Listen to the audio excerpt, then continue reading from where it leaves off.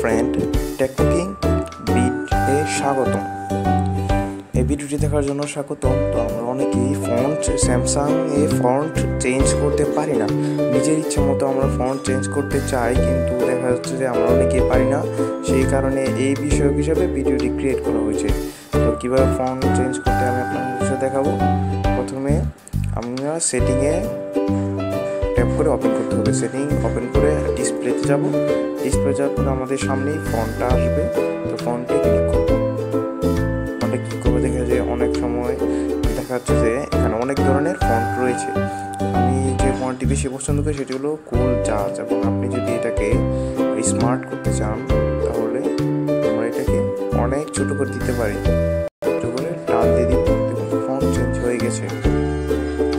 এই বিষয়গুলো মনে থাকলে আপনি খুব সহজে ফন্ট চেঞ্জ করতে পারবেন। তো আরও দেখা যাচ্ছে